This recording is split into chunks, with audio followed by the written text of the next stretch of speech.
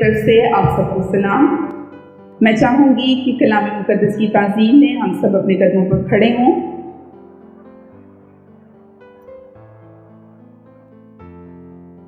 مقدس لوکا اس کا دوسرا باب، اس کی 36 آیت سے لے کر 38 آیت تک۔ اور آشر کے قبیلہ میں سے ہنا نام فنویل کی بیٹی ایک نبیہ تھی۔ وہ بہت عمر رسیدہ تھی اور اس نے اپنے کنوار پن کے بعد 7 برس ایک شوہر کے ساتھ گزارے تھے۔ وہ 84 برس سے بیوہ تھی اور ہیکل سے جدا نہ ہوتی تھی، بلکہ رات دن روزوں اور دعاؤں کے ساتھ عبادت کیا کرتی تھی۔ اور وہ اسی گھڑی وہاں آ کر خدا کا شکر کرنے لگی اور ان سب سے جو یروشلم کے چھٹکارے کے منتظر تھے اس کی بابت باتیں کرنے لگی۔ کلام مقدس کا پڑھا اور سنا جانا ہم سب کے لیے باعث برکت ہو۔ تشریف رکھیں۔ آج کلام مقدس میں سے ہم تلاوت جو میں نے کی اس میں سے ہم نے سنا نبیہ ہنا کے بارے میں۔ یہاں پر نبیہ ہنا کے متعلق ہم آج سنیں گے اور سیکھیں گے کہ اس کی زندگی میں کون سی ایسی خاص باتیں ہیں جس میں سے ہمیں اپنی زندگی کے لیے کچھ سیکھنا ہے، سبق لینا ہے۔ جو آج اس کا ذکر اس کلام مقدس میں موجود ہے تو اس کی کیا وجہ ہے؟ اگر ہم اسی بات کی 25ویں آیت سے پڑھیں تو وہاں پر ایک شخص شمعون نامی ایک آدمی کا بھی ذکر ہے۔ وہ آدمی راست باز تھا اور خدا ترس تھا اور اسرائیل کی تسلی کا وہ منتظر تھا۔ خدا کا روح اس کے ساتھ ساتھ رہتا تھا اور خدا کے روح کی ہدایت سے اس کو آگاہی ہوئی تھی کہ جب تک وہ خداوند یسوع مسیح کو دیکھ نہ لے گا موت اس کو نہ دیکھے گی۔ اور یہ وہ وقت تھا، یہ اس وقت کی بات ہے جب یسوع مسیح کو مریم اور یوسف شریعت کے مطابق یروشلم میں لے کر آئے تاکہ اس کو خدا کے حضور میں لائیں اور قربانی دیں۔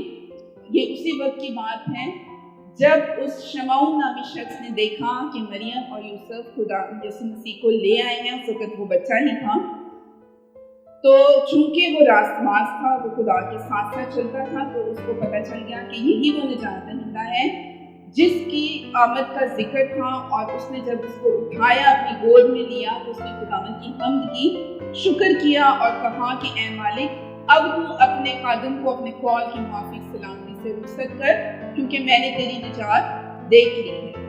اسی وقت میں یہ نبیہ ہنا بھی وہاں پر موجود تھی۔ جب اس نے یہ سنا کہ یسوع مسیح جس کی وہ بھی منتظر تھی، یا یسوع مسیح پیدا ہوئے اور وہ ہیکل میں آئے ہیں، تو وہ بھی خوشی کے مارے خدا کا شکر کرنے لگی اور ارد گرد یروشلم کے باقی لوگوں کو بھی اس بات کی اس نے خوشخبری دی۔ یہ تو وہ واقعہ ہے جو میں نے آپ کو بیان کیا، جس میں اس کا ایک کردار ہے کہ وہ اتنی بزرگ تھی اور جب اس نے یسوع مسیح کو وہاں پر دیکھا جس کی آمد کے لوگ منتظر تھے، تو اس نے بھی شکر گزاری کی اور لوگوں کو اس کی خوشخبری دی۔ اب ہنا نبیہ کے بارے میں تھوڑا سا اس کی جو ہے خاندان کے بارے میں دیکھیں گے۔ شروع میں ہم نے پڑھا کہ وہ آشر کے قبیلہ میں سے تھی۔ اب آپ اگر کلام مقدس پڑھتے ہو، سنتے ہیں، یا آپ نے اس سے پہلے اس کو جانتے ہوں کہ یہ آشر کا قبیلہ پرانے عہد نامے میں آپ نے پڑھا ہوگا، یعقوب کے 12 بیٹے تھے جو کہ 12 قبیلے تھے۔ آشر ان میں سے ہی ایک قبیلہ تھا۔ آئیں دیکھتے ہیں پیدائش کی کتاب، جس سے آپ کو واضح ہو جائے گا۔ پیدائش کی کتاب اور اس کے 36ویں باب کی 22ویں آیت سے آگے یہ اسرائیل کے جو قبیلے تھے 12 کی، ان کا ذکر ہے۔ اس وقت یعقوب کے 12 بیٹے تھے۔ لیا کے بیٹے یہ تھے روبن، یعقوب کا پہلوٹا، اور شمعون اور لاوی اور یہودا اور اشکار اور زبولون، اور راخل کے بیٹے یوسف اور بنیامین تھے۔ یعقوب جو تھا اس کی پہلے شادی لیا سے ہوئی، پھر 7 سال اس نے انتظار کیا اور اس کے بعد راخل جسے وہ چاہتا تھا، پھر اس کی شادی اس سے ہوئی۔ اس طرح لیا میں سے اور راخل میں سے اس کے جو بیٹے تھے وہ تعداد میں 12 تھے، اور لیا کی جو لونڈی تھی زلفا، اس کا جو بیٹے دو تھے جد اور ان میں سے ایک عاشر تھا جس کے قبیلے میں سے یہ عورت حنا تھی۔ اب عاشر کو جو یعقوب نے برکت دی ہم وہ پڑھیں گے کہ وہ کیا برکت تھی جو آگے حنا تک بھی ٹرانسفر ہوئی۔ آئیں دیکھیں پیدائش کی کتاب اس کے 49ویں باب میں ہے، جب یعقوب نے اپنے 12 بیٹوں کو بلایا ان سے کہا کہ میرے پاس آؤ، میں تمہیں بتاؤں گا کہ آخری دنوں میں تم پر کیا گزرے گی، یعنی کس طرح کا تمہارا حال ہوگا۔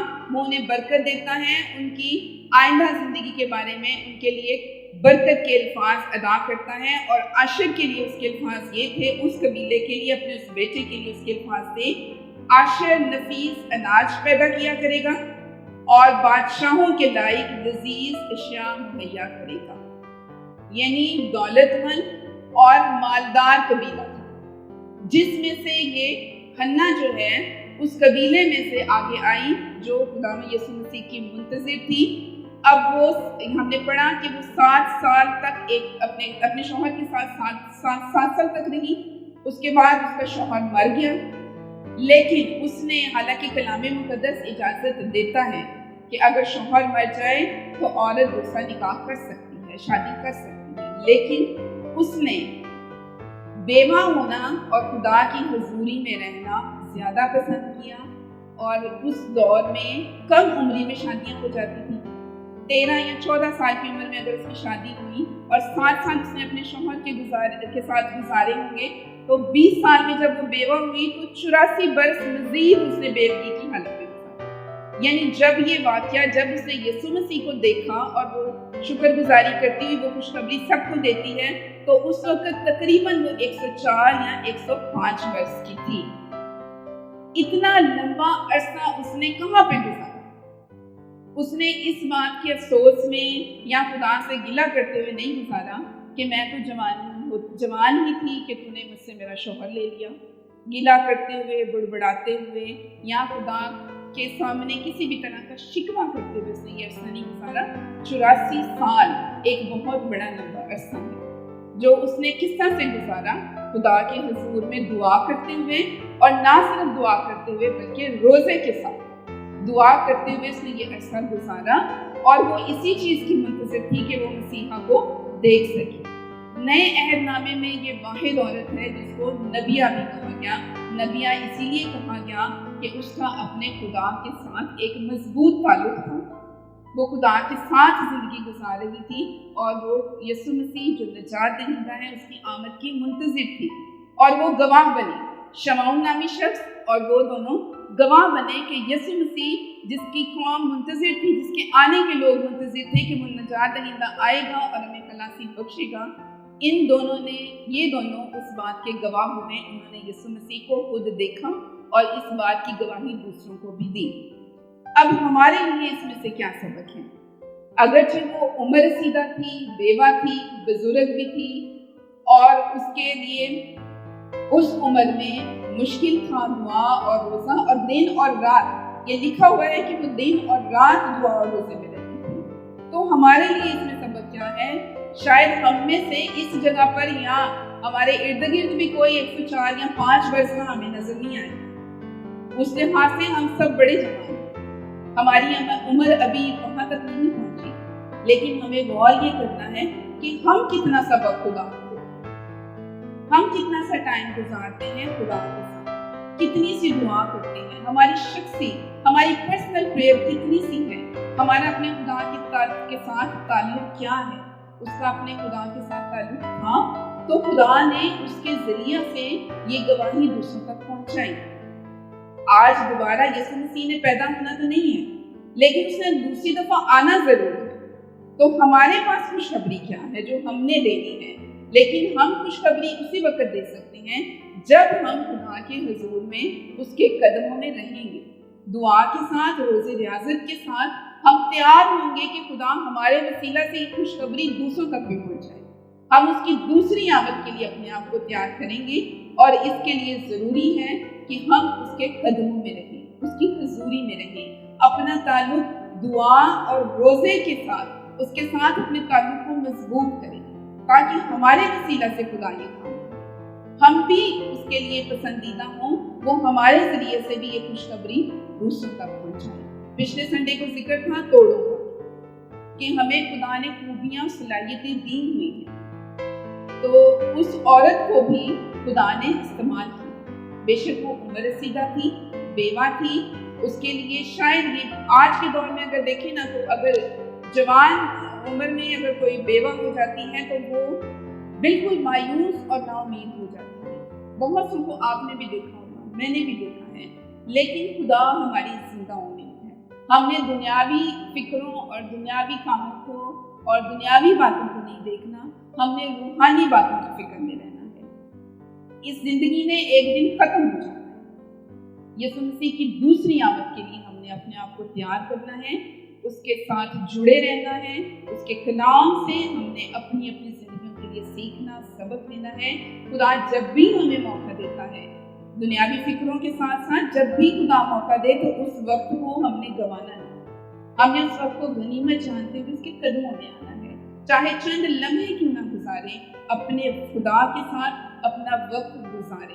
خدا آپ سے بولے گا، خدا آپ کے وسیلہ سے کام کرے گا، خدا ایسا چاہتا ہے۔ شاید یہ میٹنگ بھی خدا نے ہم بہنوں بیٹیوں کے لیے بہن رانی کے وسیلہ سے اسی لیے ارینج کی کہ چھوٹی چھوٹی گواہیاں جو کلام مقدس میں ہیں، خواتین، عورتیں، نبیاں، ان کی زندگیوں پر ہم غور کریں کہ ان کی زندگیوں کے وسیلہ سے خدا نے کیسے کام کیا۔ ہم ان پر غور کرتے ہوئے اپنی زندگیوں کو بھی اسی طرح سے دیکھیں کہ ہمارے اندر اگر کوئی کمی ہے یا ہم اگر خدا کے کام کے لیے استعمال ہو سکتے ہیں تو ہم نے ان کمیوں کو کس طرح سے دور کرنا ہے۔ اس نے اپنی عمر کو، اپنی بیوگی کو، کسی چیز کو اس بات کے آڑے نہیں آنے دیا کہ میں خدا کے ساتھ اپنا تعلق چھوڑ دوں یا ایک کونے میں بیٹھی رہوں یا افسوس میں بیٹھی رہوں۔ اس نے اپنے خدا کے ساتھ اپنا تعلق مضبوط کیا، وہ خدا سے دور نہیں ہوئی۔ آج انسان پر کوئی مشکل آ جائے، کوئی پیارا ہمارا چلا بھی جائے نا تو ہمارے شکوے گلے ختم نہیں ہوتے، لیکن اس نے کہیں پہ بھی کلام مقدس میں ایسا کچھ نہیں، صرف اس کی وفاداری، اس کی خدا کے ساتھ جو اس کا تعلق تھا، اس کی دعا، روزہ، ریاضت، اس کا ذکر ہے اور اس چیز کا ذکر ہے کہ وہ دوسروں تک اس خوشخبری کو پھیلانے کا وسیلہ بنے۔ خدا ہم سب کو برکت دے اور ہمیں بھی اس خوشخبری کو پھیلانے کے لیے، اس کام کو کرنے کے لیے استعمال کرے۔